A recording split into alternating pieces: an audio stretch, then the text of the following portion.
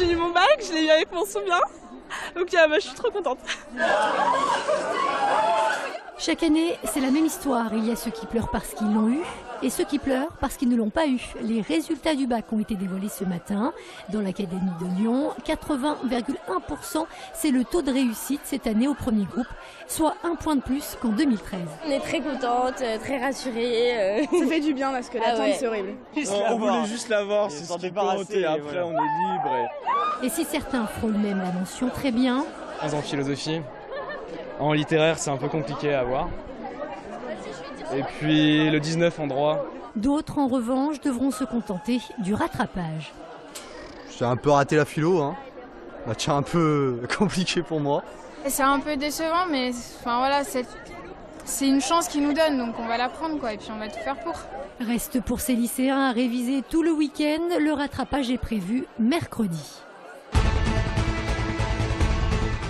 Pour les autres élèves de l'agglomération, aujourd'hui c'était surtout le dernier jour d'école. Dans cet établissement privé du 7e arrondissement sont accueillis des enfants dits intellectuellement précoces. Ils ont plus de 132 QI, mais paradoxalement certains ont pu se retrouver en situation d'échec scolaire. Ces enfants-là, depuis qu'ils sont tout petits, ont senti leurs différences, ont senti qu'ils étaient différents des autres et donc se sont montés des espèces de barrières. Et bien souvent, ça s'est traduit par une inadaptation au système traditionnel. Pour toi, ça veut dire quoi, enfant précoce ? Pour moi, c'est des gens qui ont un QI au-dessus, mais ça veut pas dire qu'on est plus intelligent que les autres. Ça veut juste dire qu'on a une manière de penser différente des autres.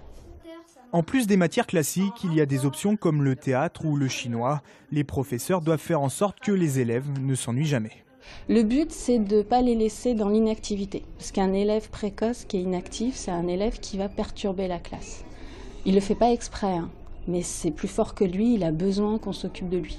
Les élèves travaillent également avec un sophrologue et une psychologue. À 6 ans, Sébastien passe déjà en CM1. Il sait lire depuis qu'il a 4 ans.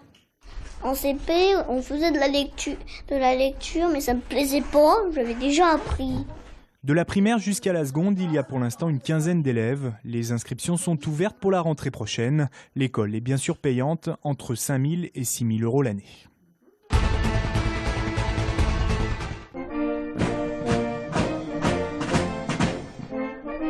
Le ministre de la Défense, Jean-Yves Le Drian, était en visite à Lyon aujourd'hui et plus précisément sur la base aérienne 942 au sommet Mont-Verdun dans les Monts d'Or. Implantée là depuis 1973, la base accueille notamment le Centre national des opérations aériennes. C'est d'abord le lieu où on assure la protection aérienne de notre territoire en permanence, 24 heures sur 24, 7 jours sur 7. S'assurer que notre ciel est préservé d'offensives qui pourraient venir atteindre à notre propre sécurité. Mais la base aérienne de Lyon-Mont-Verdun, c'est aussi et surtout le lieu du contrôle et de la conduite des opérations extérieures, comme au Mali ou en Centrafrique par exemple. C'est à 110 mètres de profondeur dans une salle hautement sécurisée que se préparent toutes les frappes aériennes. J'ordonne une mesure, un tir de semonce avec les leurs, pas de tir. Les ordres viennent de l'état-major à Paris, mais plus pour très longtemps.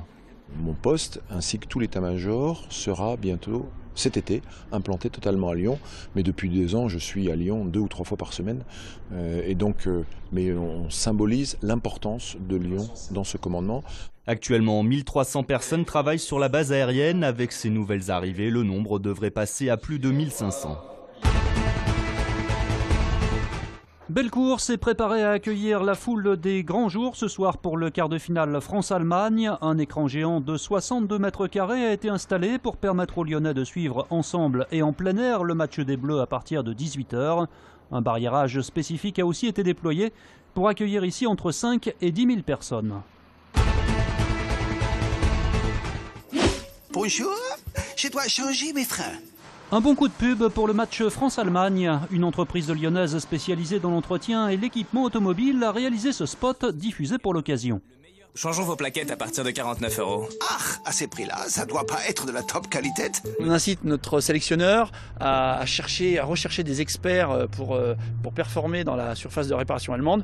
Et à ce titre, nous avons une offre liée avec une offre freinage qui associe une marque allemande. Donc c'était un clin d'œil intéressant.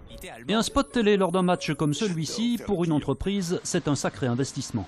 Alors le spot, sur une base 30 secondes, il est de l'ordre de 125 000 €. Je tiens à préciser que c'est du brut. Effectivement, on a décidé de mettre une partie de notre investissement sur cet écran. C'est vrai que c'est coûteux, hein, mais c'est 20 millions de téléspectateurs qui vont être ce soir devant leurs écrans. Donc finalement, c'est un coût peut-être à l'unité cher, mais par rapport à une audience exceptionnelle.